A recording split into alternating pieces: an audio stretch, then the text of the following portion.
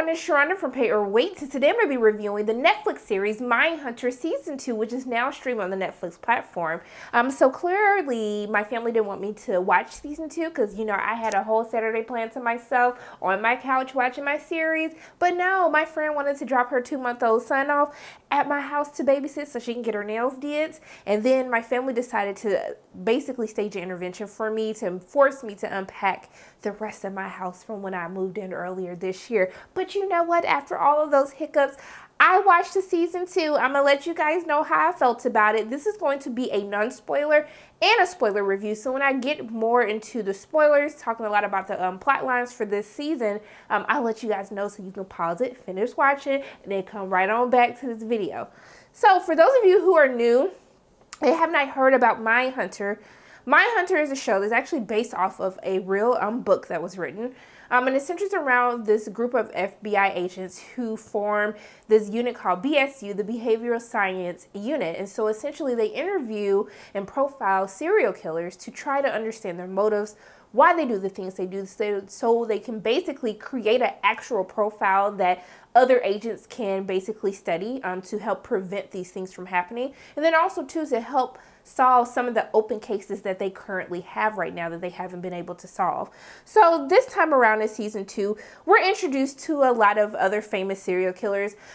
We see Berkowitz, we see Charles Manson, we see glimpses of the BTK. I always want to say B2K because of my childhood, but the BTK killer. And then also too, we're centering this season around the Atlanta child murders, which I thought was very important that they would cover a topic such as that, especially since there's been a lot of controversy even today in 2019 surrounding it when Mayor Keisha Lance Bottoms took over as the mayor of Atlanta. She actually reopened the cases of the Atlanta child murders due to all of the public scrutiny it received due to the racial profiling or the lack of support from the mayor, from the police department to help solve these murders of these Black children. So I found it very interesting that this is kind of the big case that we're going to be centering around for the BSU group. So overall for Season 2, it's still just as disturbing as Season 1. I'm not gonna lie to you guys. I was watching this maybe like 2 in the morning to like 6 in the morning, and I was creeped out. No lie, halfway in between watching this season, I had to literally go turn on all the lights in my house, okay? I had to turn all the lights on, then I had to go do a little perimeter sweep just to make sure nobody was waiting for me, had me checking my doors, because, you know, people were just all willy-nilly leaving their back doors open in the house. So yeah, I was a little creeped out. For any of you guys who are into crime thrillers and stuff like that, like this is it. But because these are based on true stories, we're kind of reliving these events. It's very disturbing, and it's even more disturbing to know that these things actually happened. And so, yeah, I think that they did a very great job of keeping the suspense, of keeping you entertained, because for those of you who are looking for shows like this that may have a lot of action, this is not that type of show. It's more so giving you the facts of the case, watching how these things play out as you get to see some of the interviews that the FBI agents have with some of these serial killers to understand the motives behind why they did what they did, how they can easily manipulate people, especially when we kind of explore Charles Manson, who is one of the serial killers who never actually got his hands dirty. He never actually killed anyone, but to see how he's able to manipulate, get into someone's head as he did, as he had other people carry out and basically handle his dirty work. It kind of just makes you, it just had me just on edge a little bit, like, oh my goodness, like these people are real. This is the stuff that they were doing. And I think that's why I enjoy Mindhunter so much, is that it's not necessarily to relive and see them reenact the crimes. It's really getting into the mindset behind, you know, why they do the things that they do. As we're seeing these conversations, these interviews unfold, as you get to hear details of as simple as how the treatment of the media, how these serial killers steered the media to basically do what they needed to do, how they received self-fulfillment from that. It's just very mind-boggling. It's just very crazy to see, but it's what keeps you interested in watching episode after episode. And I think that they do a very great job of engaging the audience in Season 2, letting you know where we are with the stakes, how deadly these serial killers are, even though we're watching these interviews happen after they're already behind bars. but you kind of get to understand the havoc that they wreaked on their prospective towns and cities where these crimes were happening. And so as we get into the story of the Atlanta child murders, I think that this is where the acting really stands out for me. Mainly not necessarily from the main lead cast, but some of the supporting characters, especially when we arrive into Atlanta as Holden is set out here to try to figure out what is happening, when at first he's initially ambushed by a character who's played by actress Sierra McLean, who I thought she did a very great job. I was watching her the whole time. I was like, she looks so familiar to me. And then I was just like, okay, she was on Empire. Like, I totally remember her now. But I thought for the few scenes that she was in, I absolutely loved her character. And also, too, one of the mothers who was, I think her child who was murdered was Yusuf.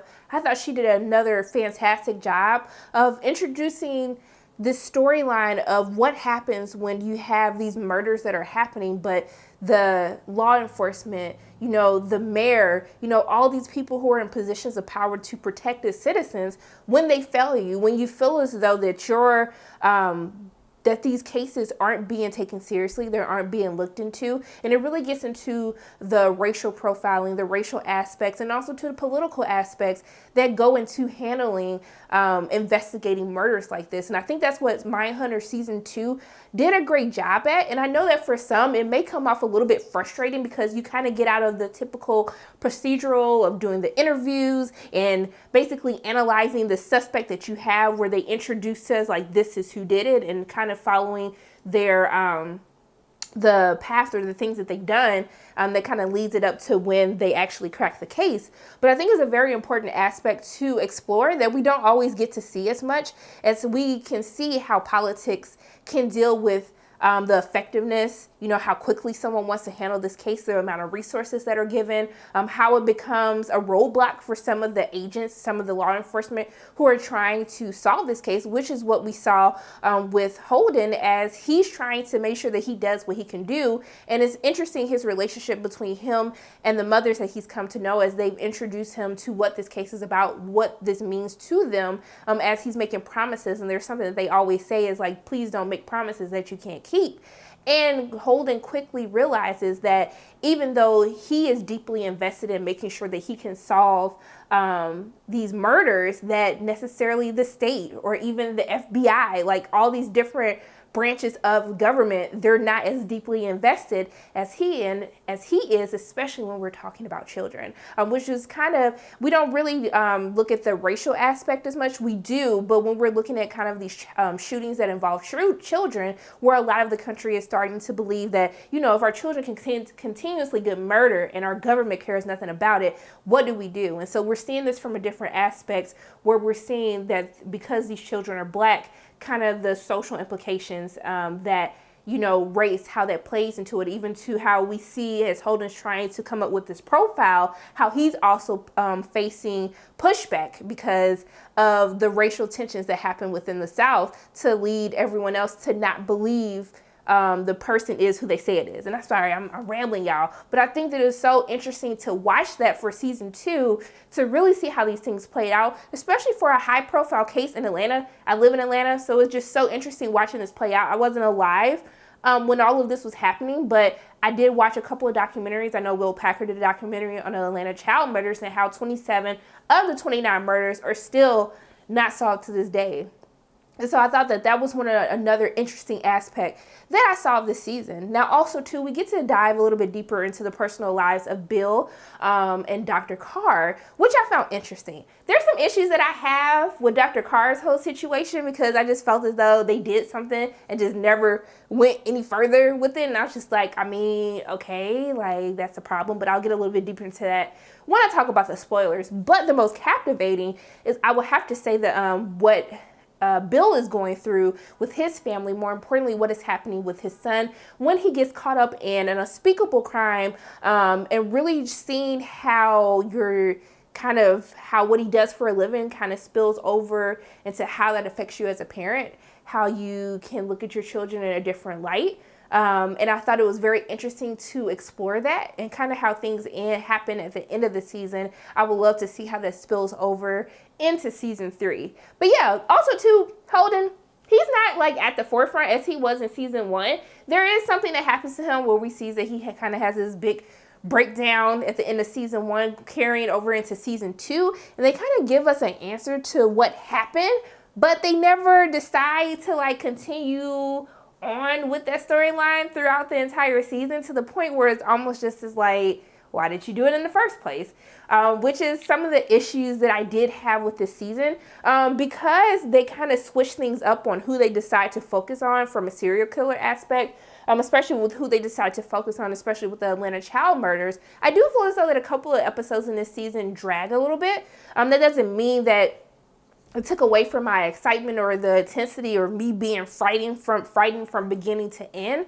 But I do think that a couple of episodes, they dragged a little bit. I wish they would have focused on different aspects than what they chose to do. And I think that would have made the episodes a little bit more engaging to watch as we kind of get into the middle section of season 2. But overall, I still enjoy season 2 as a whole. It was definitely worth the binge. I had a great time binging, minus the little interruptions from my family. But if you guys love like crime shows, especially get into the whole like mindset of serial killers and why do they do the things that they do, what are the motivations behind it, I really think that this is something that you guys would really love to watch, especially since it centers around real serial killers, a part of this real unit that was established. And so I thought that Mindhunter season 2, it was a fun watch. It was a great binge. Y'all, let's not wait 2 years to put out the next season, okay? Ain't nobody that busy, okay? 2 years, that's 2 years too much. Or y'all need to go ahead and start filming 2 seasons at a time so we can get our episodes, our seasons every single year, okay? Okay, so guys, if you haven't watched Mindhunter season 2, this is where you need to stop, pause, go watch it, and then come on back. But for everyone that has watched it so far, let's go ahead and talk a little bit more in depth about some of the things that I enjoyed about the storyline, some of the things that I did not enjoy, and yeah, we could just have a little grand little old time. So let's talk about Jonathan Groff's character, Holden Ford. So as I was saying, that in the beginning of season 2, we see that he, after he met with Kemper in season 1, that he has this like breakdown, and we find out that he's been having a series of panic attacks, so much that Bill actually has to come and find Holden and get him out of the hospital and basically take him back home. And so I find it interesting that the doctor is like, hey, this is you probably one of my first patients that ever got to walk up out of here. And I'm like, but how is he just walking up out of here? I understand that you're saying that these are panic attacks, but it just seems as though as soon as he woke up and he calmed the hell down, you was like, oh, okay, well, he can get the hell up out of here now. It just made no sense to me. And especially because as we're seeing through the course of the season, they have a new director who's very invested in BSU, more importantly, very invested in Holden. And so he kind of charges Dr. Carr and Bill to watch over him, to make sure that he doesn't do anything to get anyone in trouble. And so I find it funny that the first half of the season, we're really focusing in on his panic attacks. We see that he has a panic attack when the old director basically gives him a piece of his mind. It's like, Beesh, hold up. I mean, that ain't what he said, but I'm just saying. He basically told him, like, sir, you think I really sat up here and retire on my own free will? You think I feel like sitting at home with my wife, fishing, dealing with my little grandkids and my little disrespectful children? I don't know if it's children disrespectful, but I'm just saying. And so we see that he has a panic attack, but he never tells anyone about the panic attack. We never get to explore like what triggered that panic attack. And even with the conversations that he has with Dr. Carr, that he has with Bill, it never comes up again. Even with all the interviews that he has, even with them talking to Kempner again, he never has another panic attack. Almost to the point where I was just like, y'all, why did we bring up the panic attacks in the first place? What exactly was the point? But for another character, no, actually going back, tying up Holden, I do appreciate that we start to see him deal with kind of his moral compass of him understanding that it's not necessarily who's the smartest in the room and who can get stuff done, that there's other forces at play. And so we really see this with their interaction between him and the mothers with the Atlanta child murders. And, you know, we see him continuously promising, like, I'm going to come back. We're going to solve this. Like, this isn't over. And then once he realizes, like, hey, they found their person, he's going to be a scapegoat for all 29 murders, you know, it's done. Like, that's all that they needed. And so he's finally starting to see the politics that come into play, that it's not necessarily about solving the case. It's just finding someone that they can pin this on long enough to make everyone stop talking, and then we can basically move on. And so I like that he kind of has to deal with that a little bit throughout the course of the season. But I would like them to focus on him a little bit more, like in season 3. I know there was like, you got your shine in season 1. We're going to get a shine of Dr. Carr, and then also to Bill. But I do want to see them do a little bit more since he is one of the main characters. Now, we have to talk a little bit about Dr. Carr. So, Dr. Carr, she got a new boo thing, okay? She finds this bartender at this bar that Holden takes her to, and so then they strike up this relationship. I was like, girl, she don't seem to be on the up and up. She's divorced. She has a child. She's trying to get her life back on track. And so essentially they start this relationship, and, you know, Dr. Carr, she started loosening up a little bit. You know, I was like, okay, I'm here for this. Everyone has something to learn. But we see that after a couple of discussions in which her significant other decides to tell her about herself, which she's probably not used to being criticized so boldly, even though she felt as though she was never good enough in her previous relationship. We start to see that there's a little bit of discourse between the two, especially after we find out that when she gets a surprise visit from her son, she forgot that her son was even coming. First of all, if you're forgetting that your kid is supposed to be coming over, I can't talk to you anyway. Like, no, it's not okay. I would just be like, where are your priorities? Like, how are you prioritizing a date with me over your child? I would just have big issues with that. And so when we see that she's trying to tell her ex-husband she wants to introduce their son to someone, he asks, like, is she important? This person important? She's like, no, she's not important at all. So then basically Dr. Carr, she like just stepped all the way back and she started ignoring her phone calls. She basically tells her off after her girlfriend comes to talk to her because she doesn't understand why she hasn't been returning her phone calls or anything. And then she kind of just told her off, and then we never heard anything else about this relationship. And I was just like, so that's it? We just gonna act like this whole relationship never happened? Especially because I found that the conversation when the girl went off on Dr. Carr, because she asked her like, hey, do you want to move in? You know, I got an extra bedroom. I'm like, if y'all moving in and y'all smashing, what you need an extra bedroom for? And so even she was like, girl, am I your roommate or your lover? Like, what is this?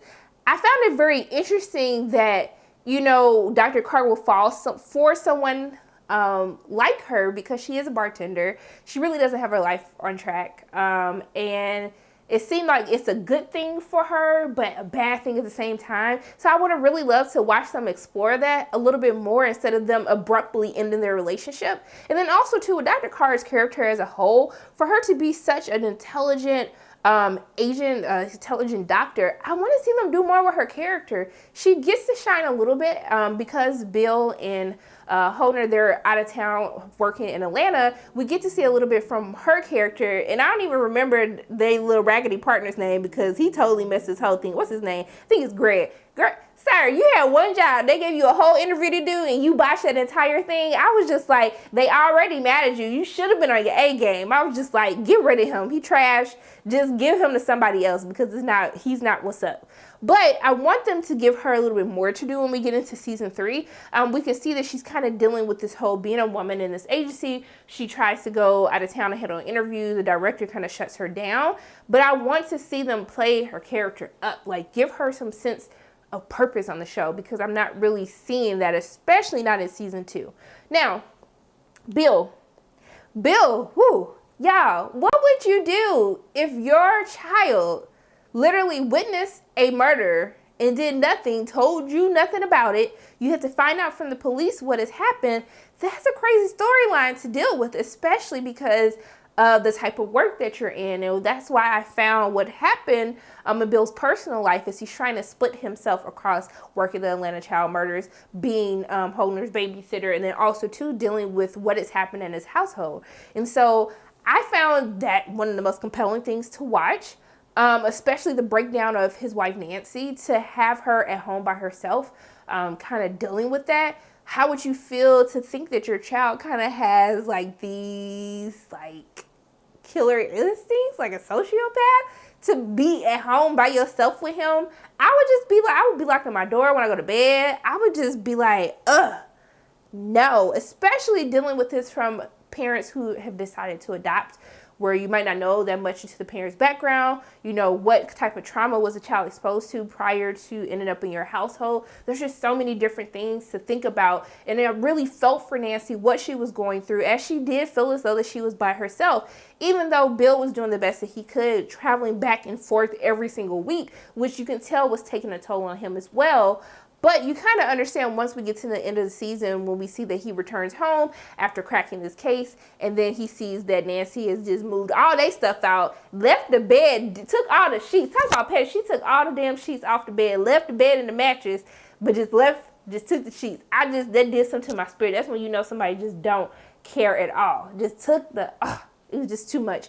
But I found it so fascinating. I really wanted them to dive a little bit deeper into, we see that Bill begins to ask questions to Dr. Carr about his son, but I really wanted them to explore like how that affects him, especially seeing how people's childhoods have a huge part to play in them becoming serial killers. Just seeing the type of just profile characteristics that his son is basically given out, and the son just looked creepy. Y'all know, creepy little kids just creep me all the way out. It was too much to watch. I was just like, my goodness. But I actually enjoy his storyline. I can't wait to see like what happens when he has that first conversation with Nancy. Where did Nancy go? Did she even stay in the state? Because Nancy said, I was ready to go. You wasn't listening to me, so I took the kid.